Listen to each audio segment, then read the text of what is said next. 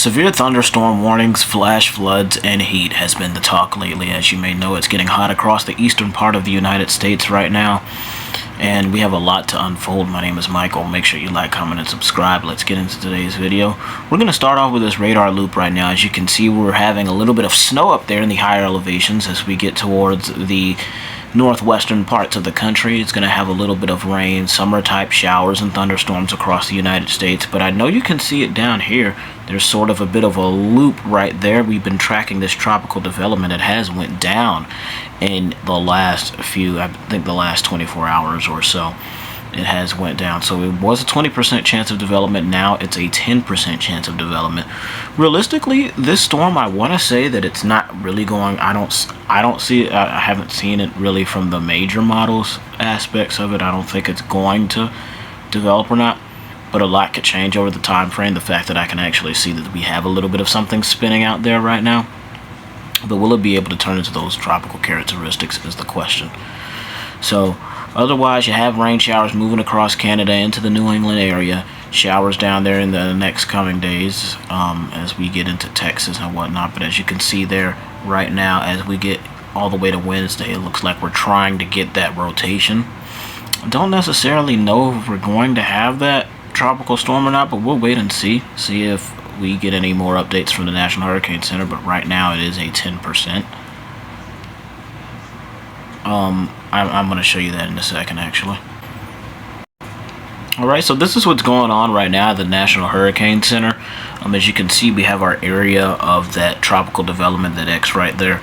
Chance of development is going to be right into that area right there. So our system is right there. It was over North Carolina. I think yesterday it was right about here. So it has moved a bit. So we're going to see if that development happens. Actually, we can go check out some. We're going to see if that development happens, but actually we're going to go check out some model runs from the GFS, see what's going on there, see what it can help us with. So this is our latest GFS model run here, the 12Z run. And as you can see, we're going to move that across. We're really looking for that tropical development down there. I think you can see it. It really, on the GFS model, it's not showing as much that low pressure, so it doesn't look like it's really doing anything. As you can see, it just goes away. And from the very beginning, I have been seeing it not really show up there. I mean, the rain is there, but the characteristics are slowly dying down of that nature. As you can see, European model right here, it's sitting it there for a low pressure for a little while. It tries something and then it just goes away. Now let's look at the Canadian model too. I want to see something. Canadian model showing it, and it's really as it's like it's right there, but then it doesn't really do anything afterwards. And that's the latest model, so I gotta run that often. But I mean, OOZ Canadian run is probably not gonna show us much either, to be honest. If I can just, and yeah, I don't think it's gonna.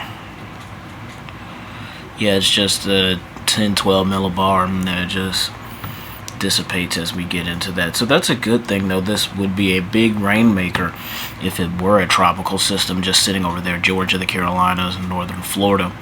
It would be causing a lot of rain, I would assume, as it necessarily, I don't know if that storm would have moved out or whatnot, but it was going to bring a lot of rain. And there has been a lot of rain lately, to be honest, and I'm going to show you what's going on there with the Storm Prediction Center, because we do have some severe weather to talk about. As always on this channel, this time of year in the summer, we're going to have some severe weather to talk about. Alright, today from the Storm Prediction Center, as you may know, the area that I've been pointing out, Fargo, Grand Forks, that relative location, severe weather almost every single day. So let's look at it right now. Category, we have that level 3 out of 5 risk, so the enhanced in Fargo. As you get towards Grand Forks and Duluth, you have the slight risk.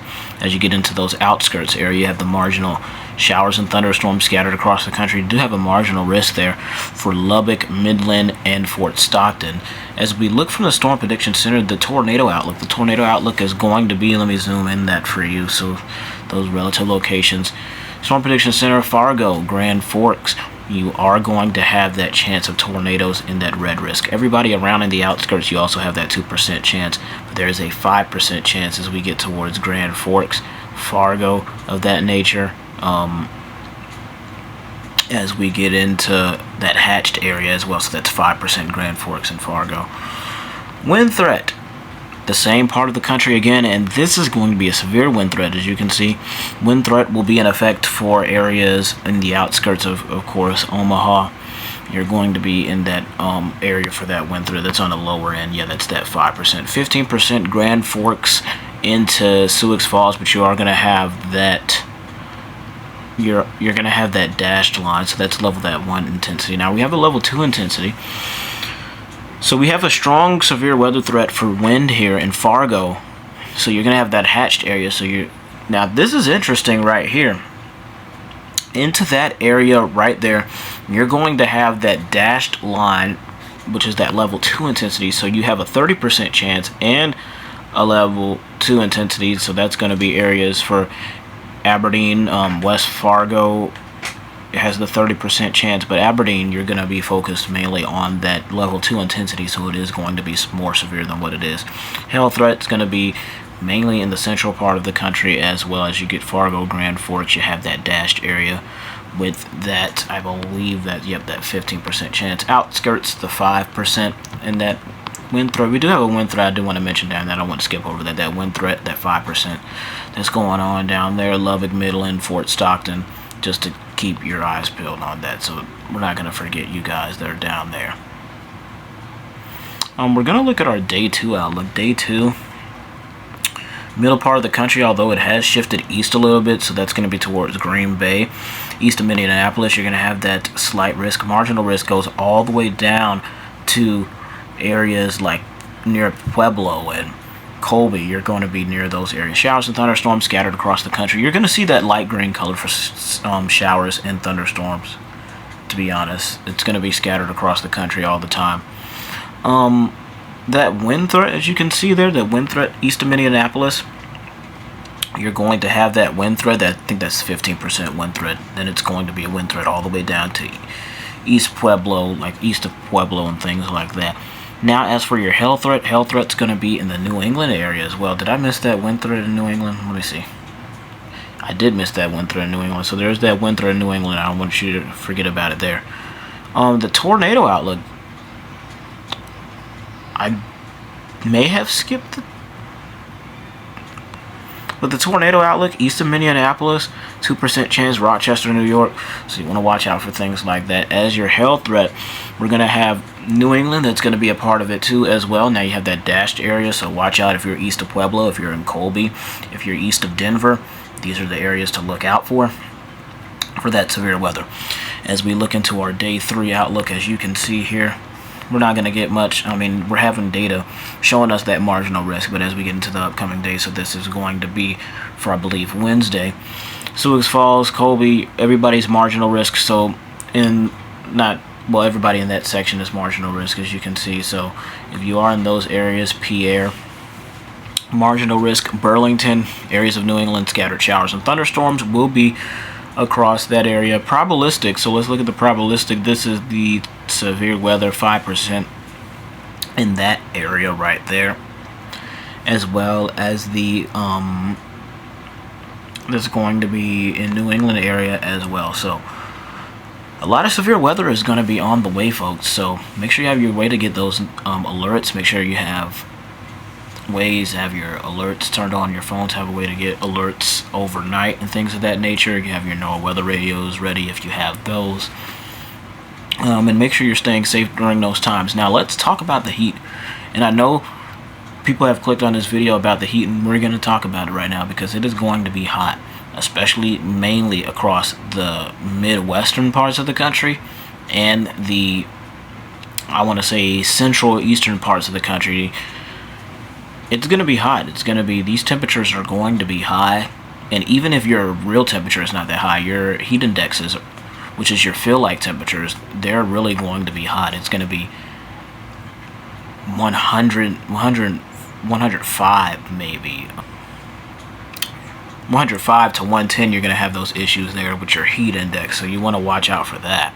So let's get right in here to our NWS heat risk map. As you can see, we have the reds. 20 million people are under major heat threats at this time. Less than 1K people are under extreme heat, which is overall good numbers right now. Less than a 1K. We don't want to see the extreme heat, but it's going to grow. 6.1 million as we get into Tuesday. As we get into Wednesday, 42.6 million. Into Thursday, 55.2 million. Friday, 75.4 million.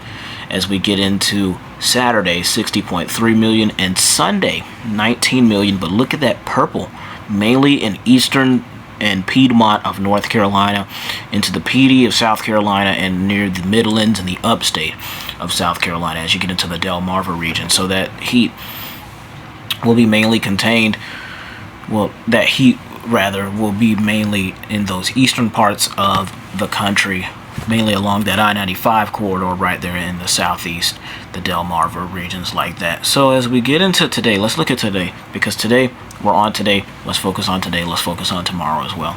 So for your June 29th, we're going to have some major heat threats. Heat threats will be mainly Chicago, St. Louis, Atlanta. I want to make sure I show you those purples up there because I didn't get to that northern part. Actually, I'll come back to you up there in the Midwest. So we're going to focus on the south right now, mainly the Delmarva regions like that. But as you can see there, today we're going to have the major heat risk.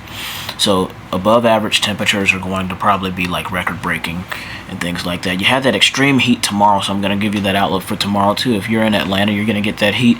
Near Huntsville, Alabama, you're going to get that heat, as well as Nashville.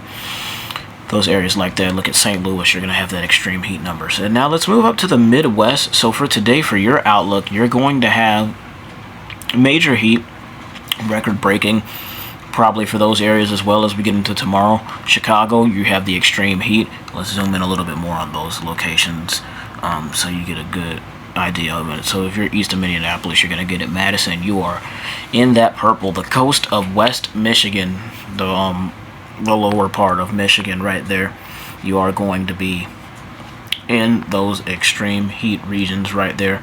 And I'll give you that outlook. Look at Wednesday, extreme heat tries to show up. And then into Thursday, extreme heat tries to show. Look at this northern part of the country right here. It's just purple, purple, purple extreme, and it is going to be dangerous. Really, mainly east of the Alps. Well, really, if you're not in the Alps, you're good. But if you're west and east of the Alps, you're going to be purple. Extreme heat, and then it moves on. It's like a literal heat wave, as you can see. The purples move across and get more eastern and more eastern and more eastern. So just take note of that. Look at the extreme heat. It moves across. More eastern, more eastern, more eastern, more eastern. The purples are moving. So this is really a heat wave indeed. A literal wave starting from Chicago, ending all the way to New York City, as you can see there in those temperatures right there. Look at your National Weather Service hazards. As you can see, there are red flag warnings in the west, winter storm warning, and winter weather advisories are in the north, as well as those flood watches and flood advisories are in the north as well. Extreme heat warnings remain in effect for central parts of the country, in the Midwest and in the Tennessee area and Kentucky. Heat advisories extend well from the north all the way down to near Daytona Beach, Florida. That's near Orlando as well. Those heat advisories remain. Excessive heat watches remain in effect for areas of Michigan, as well as excessive heat watches remain in effect for areas of New England as well. Make sure you like, comment, and subscribe. I'll see you guys in the next video. Hope you're having a great start to your week so far. Hope that you enjoy this Monday. Stay safe, stay hydrated. Have a great rest of your day, and I'll see you out there, of course, in the weather community.